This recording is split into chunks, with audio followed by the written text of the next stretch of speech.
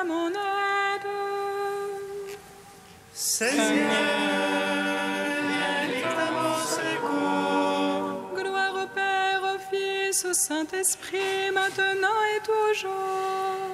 Dans les siècles des siècles, Amen.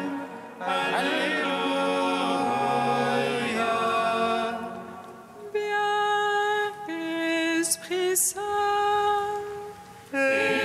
Illumine nos cœurs, embrayons de ta paix, au nom murmure, Abba.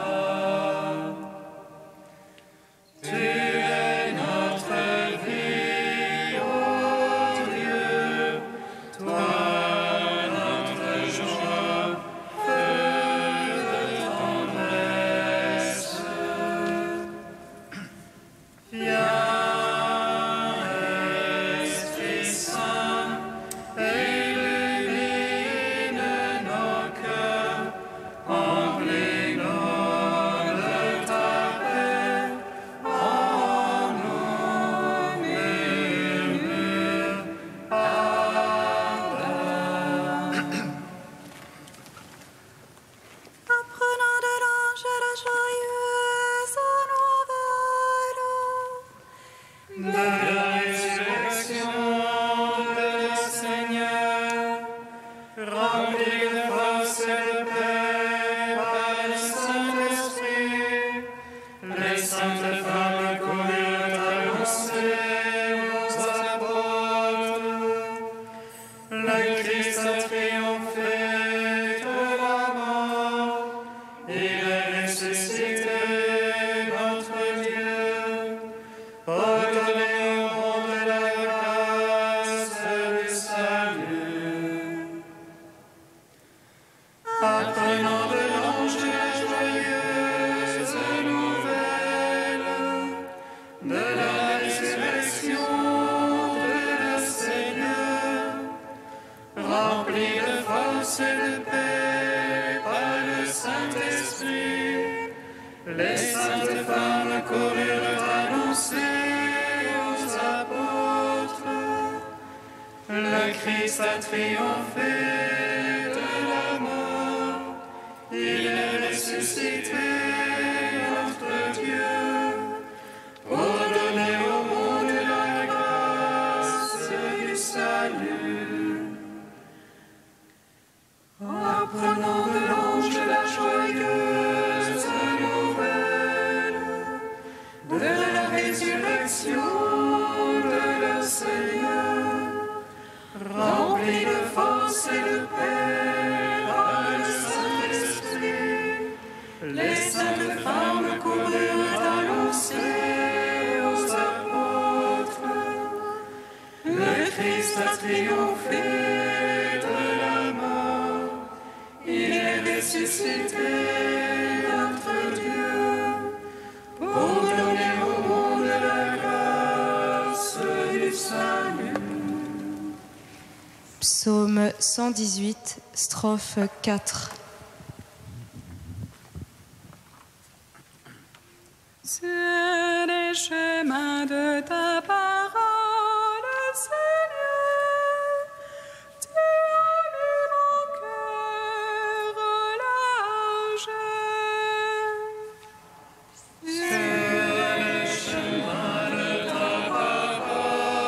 Seigneur, tu as mis mon cœur au large.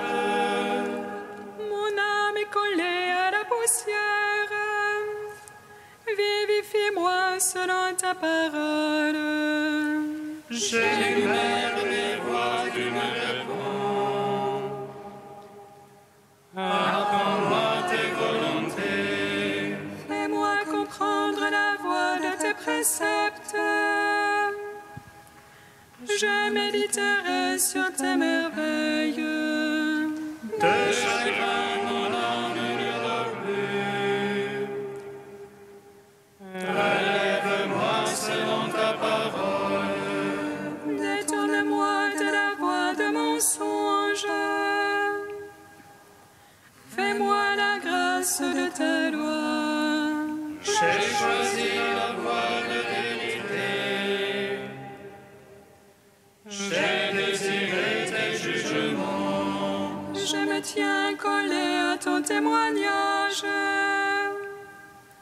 Seigneur, ne me déçois pas. Je cours sur la voie de tes ordres. Car tu as mis mon cœur en otage. Gloire au Père, au Fils, au Saint-Esprit. Pour les siècles des siècles. Amen. Sur les chemins de ta parole, Seigneur, tu as mis mon cœur au large. Psaume 40. Seigneur, tu as sauvé mon âme de la mort. Je marche en ta présence sur la terre des vivants. Seigneur, tu as sauvé mon âme de la mort. Je marche en ta présence sur la terre des vivants. Heureux qui pense aux pauvres et aux faibles, au jour de malheur, le Seigneur le délivre. Dieu le garde, il lui rend vie et bonheur sur terre. Oh, ne le livre pas à l'appétit de ses ennemis. Le Seigneur le soutient sur son lit de douleur. Tu le fais tout entière la couche où il languit. Moi je dis pitié pour moi, Seigneur. Guéris mon âme car j'ai péché contre toi. Parlant de moi, mes ennemis me malmènent. Quand va-t-il mourir et son nom périr? Vient-on me voir, on dit des paroles en l'air. Le cœur plein de malice, on déblatère au dehors. Tous envie, mes ennemis chuchotent contre moi. Ils supputent contre moi le malheur qui est sur moi. C'est une plaie d'enfer qui gagne en lui. Maintenant qu'il s'est couché, il n'aura plus de lever. Même le confident sur qui je faisais fond et qui mangeait mon pain se hausse à mes dépens. Mais toi, Seigneur, pitié pour moi, fais-moi lever, je les paierai de l'heure du séjour. Par là, je connaîtrai que tu es mon ami. Si l'ennemi ne lance plus contre moi son cri. Et moi que tu soutiens, je resterai indemne.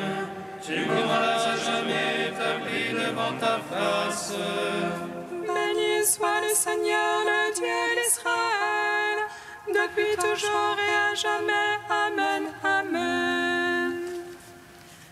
Gloire au Père, au Fils, au Saint-Esprit, pour les siècles des siècles. Amen. Seigneur, tu as sauvé mon âme de la mort. Je marche en ta présence sur la terre des vivants. Psaume 42. Justifie-moi, mon Dieu, défends ma cause contre des gens sans merci.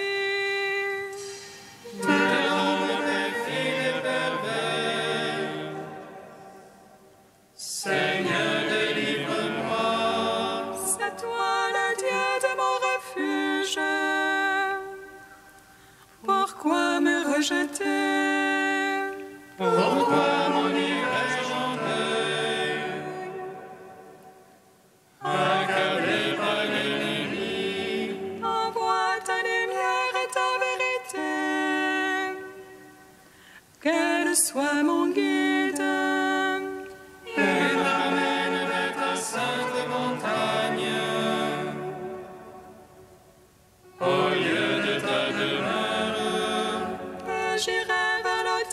du Seigneur, près du Dieu de ma joie.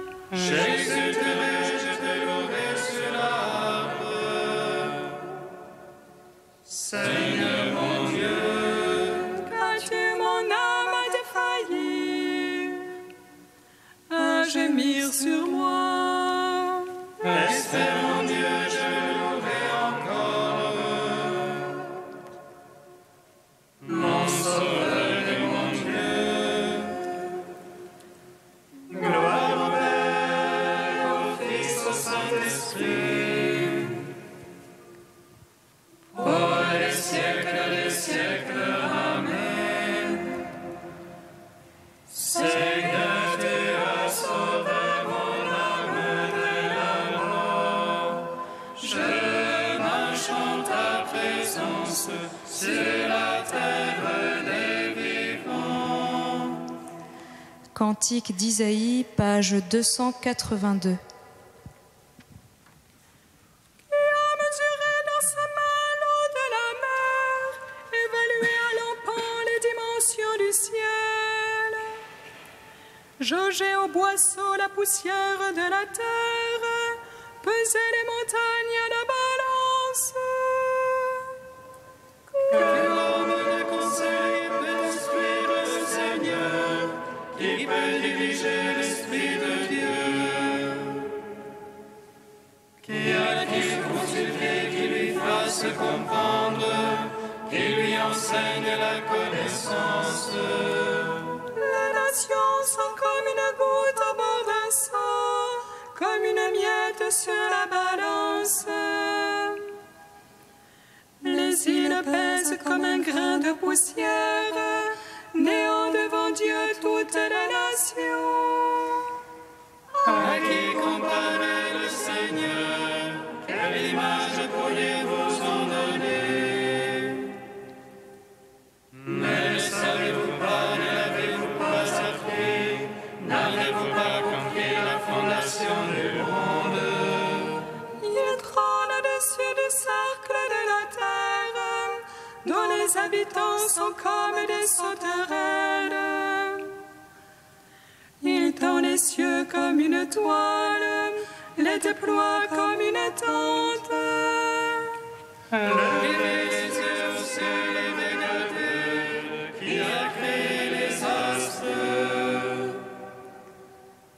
Le Seigneur déploie en bon ordre leur armée et les appelle chacun par son nom. Rendons gloire au Père Tout-Puissant, à son Fils Jésus-Christ le Seigneur, à l'Esprit qui habite en nos cœurs, pour le siècle des siècles. Amen.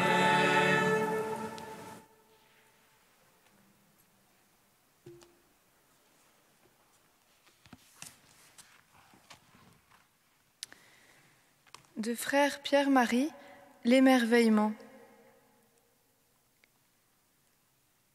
L'Esprit nous conduit à la vérité tout entière, celle qui pousse le chrétien à faire de toutes choses Eucharistie. Car il est là qui renouvelle la face de la terre. Il est là qui scrute en nous jusqu'aux profondeurs divines. Il est là, comblant la création de la plénitude de ses dons et de la magnificence de ses fruits. Et quand l'Église se met en place à la Pentecôte, annonçant l'instauration d'un ordre nouveau, les nations rassemblées à Jérusalem, dans leur stupeur et leur émerveillement, ne peuvent contenir leur joie et s'exclament: « Nous les entendons publier dans notre langue les merveilles de Dieu. » Voilà bien ce dont il s'agit en effet. Si le ciel et la terre chantent déjà la gloire du Créateur, les enfants de Dieu que nous sommes doivent plus encore publier sa louange. Voilà pourquoi nous sommes faits, à quoi nous sommes destinés au cœur de ce monde créés dans la lumière du Père, rachetés dans l'amour du Fils et sanctifiés par la grâce de l'Esprit. C'était déjà annoncé. Le Seigneur a donné pouvoir aux saints de raconter toutes ces merveilles en tout temps et à tout propos. Plus que jamais, au cœur de cette création en travail d'enfantement, les chrétiens deviennent les missionnaires de l'émerveillement. Seigneur, tu es mon Dieu, je t'exalte et célèbre ton nom, car tu as exécuté ton meilleur dessein, mûri depuis longtemps, beau et véridique. À la plénitude des temps, le voilà accompli. Pour les siècles des siècles, on peut le chanter désormais, en louant Dieu avec la parole même de Dieu, créatrice, recréatrice, car littéralement, elle s'est incarnée pour nous apprendre à louer le Père.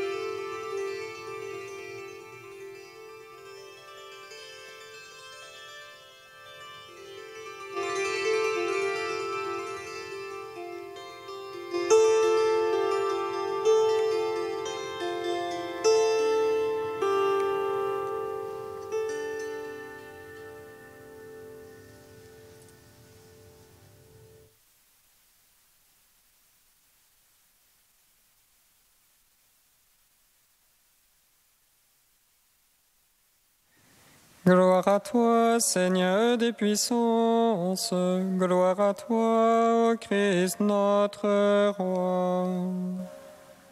Gloire à toi, Seigneur des puissances, gloire à toi, ô Christ notre Roi. Ce jour-là, le Seigneur sauva Israël de la main de l'Égypte. Gloire à toi, Seigneur des puissances, gloire à toi, ô Christ notre Roi. Lecture du livre de l'Exode. En ces jours-là, Moïse étendit le bras sur la mer. Le Seigneur chassa la mer toute la nuit par un fort vent d'est. Il mit la mer à sec et les eaux se fendirent. Les fils d'Israël entrèrent au milieu de la mer à pied sec, les eaux formant une muraille à leur droite et à leur gauche. Les Égyptiens les poursuivirent. Tous les chevaux de Pharaon, ses chars et ses guerriers entrèrent derrière eux jusqu'au milieu de la mer. Aux dernières heures de la nuit, le Seigneur observa, depuis la colonne de feu et de nuée, l'armée des Égyptiens, et il la frappa de panique. Il faussa les roues de leurs chars, et ils eurent beaucoup de peine à les conduire. Les Égyptiens s'écrièrent « Fuyons devant Israël, car c'est le Seigneur qui combat pour eux contre nous. » Le Seigneur dit à Moïse « Étends le bras sur la mer, que les eaux reviennent sur les Égyptiens, leurs chars et leurs guerriers. » Moïse étendit le bras sur la mer. Au point du jour, la mer reprit sa place. Dans leur fuite, les Égyptiens s'y heurtèrent et le Seigneur les précipita au milieu de la mer. Les eaux refluèrent et recouvrirent les chars et les guerriers, toute l'armée de Pharaon, qui était entrée dans la mer à la poursuite d'Israël. Il n'en resta pas un seul. Mais les fils d'Israël avaient marché à pied sec au milieu de la mer, les eaux formant une muraille à leur droite et à leur gauche. Ce jour-là, le Seigneur sauva Israël de la main de l'Égypte, et Israël vit les Égyptiens morts sur le bord de la mer. Israël vit avec quelle main puissante le Seigneur avait agi contre l'Égypte. Le peuple craignit le Seigneur, il mit sa foi dans le Seigneur et dans son serviteur Moïse. Alors Moïse et les fils d'Israël chantèrent ce cantique. Louange à toi, Alléluia. Gloire et louange à toi, Alléluia.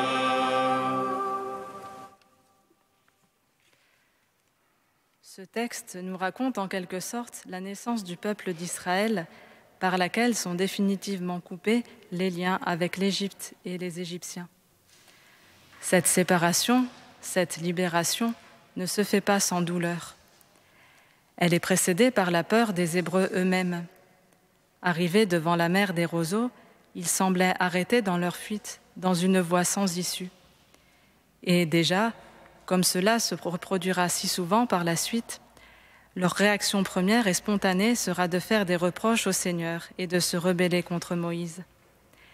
Ils ne sont pas plus mauvais que d'autres, ces Hébreux, et bien souvent nous nous reconnaissons dans leur réaction. Il est difficile de garder à l'esprit que Dieu est présent avec son peuple quand il se manifeste de façon aussi discrète que par la nuée et la lumière qui en émane. Aujourd'hui, cependant, les Hébreux perçoivent de façon évidente la présence à leur côté de Dieu qui opère le miracle qu'ils n'espéraient plus, qu'ils n'avaient même jamais espéré en fait, l'anéantissement de leurs ennemis dans un cataclysme défiant les lois de la nature. Et c'est là que prend place une autre douleur, celle de la mort d'hommes pourtant appelés eux aussi à bénéficier de la bénédiction dont le peuple élu est porteur. Il séparera en deux parts la mer des joncs, car éternel est son amour, et fit passer Israël en son milieu, car éternel est son amour, y culbutant Pharaon et son armée, car éternel est son amour. Souvent, nous nous sentons mal à l'aise en chantant ces versets du psaume 135, car il y a eu mort d'hommes dont nous sommes sûrs, éclairés que nous sommes en tant que chrétiens par l'enseignement de Jésus, qu'ils étaient eux aussi aimés de Dieu. Aujourd'hui, dans tant de situations humaines, cette histoire semble se répéter. La peur des uns ne semble pouvoir être détruite que par l'anéantissement des autres. Et chacun relit l'histoire de manière à y voir l'intervention de Dieu en sa faveur, comme l'ont fait les rédacteurs du livre de l'Exode. Mais la vérité de l'action de Dieu est à chercher plus profond. Oui, Dieu est bien intervenu en faveur d'Israël. Il a bien fait naître son peuple, mais pas à l'endroit et de la manière dont celui-ci l'a perçu de manière immédiate. « Je serai avec toi, et voici que le signe qui te montrera que c'est moi qui t'ai envoyé », avait dit Dieu à Moïse du sein du buisson ardent. « Quand tu feras sortir le peuple d'Égypte, vous servirez Dieu sur cette montagne. » Le signe donné par Dieu, ce n'est pas la destruction de l'ennemi, c'est l'adoration de Dieu. D'ailleurs, la mémoire du peuple hébreu ne s'y trompera pas, qui retiendra comme fondement de sa relation avec Dieu le don de la loi au Sinaï, davantage que la traversée miraculeuse de la mer Rouge. Le signe donné par Dieu, c'est l'adoration, c'est la venue au rendez-vous fixé par le Seigneur. Quant à la manière d'y arriver, c'est les hommes qui l'ont fait ainsi. Dieu a laissé libre, en effet, aussi bien le peuple hébreu que le peuple égyptien, d'aller ou pas dans le sens de son plan de salut et de rencontre avec l'humanité. Dieu ne voulait pas la mort des Égyptiens, mais qu'ils vivent et qu'ils se convertissent. Malheureusement, à ces appels répétés a répondu l'endurcissement de leur cœur. Les Hébreux d'ailleurs ne feront guère mieux, eux qui multiplieront péché et rébellion dans le désert. Ils parviendront néanmoins, grâce à la patience du Seigneur, à la montagne où se vivra la rencontre et l'alliance avec Dieu. Ils parviendront, grâce à la patience du Seigneur, à être le peuple qui donnera naissance à l'envoyé de Dieu qui viendra établir l'alliance nouvelle et éternelle sur le Golgotha. C'est lui qui, par le don de sa vie, engloutira les vrais ennemis de l'homme, le péché et la mort. C'est lui aussi, sur la montagne des béatitudes, qui nous donnera la loi nouvelle, dont le résumé est l'amour des ennemis et qui consiste à être parfait comme le Père céleste est parfait. Mettons-nous à son école pour marcher vers le but que le Père nous propose et pour le faire à sa manière, lui qui est venu à nous, doux et humble de cœur.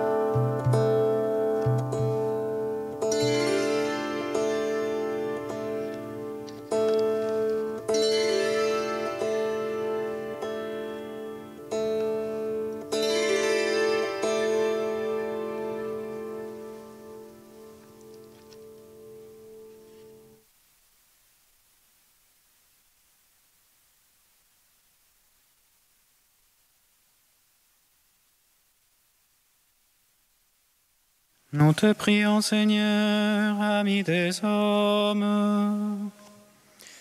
Nous te prions, Seigneur, ami des hommes. Donne, Seigneur, aux opprimés ton soutien dans leur épreuve. Permets qu'ils obtiennent le respect de leurs droits et de leur dignité. Nous te prions, Seigneur, ami des hommes. Donne, Seigneur, aux autorités politiques un sens profond de responsabilité, afin qu'elles n'abusent pas des pouvoirs qui leur sont accordés.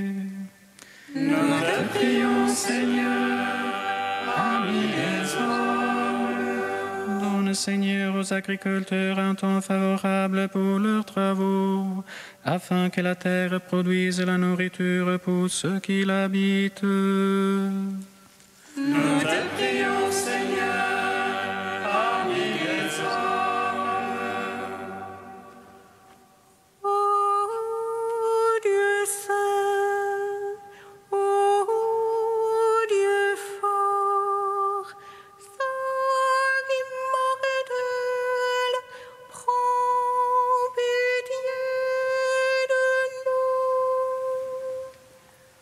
Ô Dieu saint,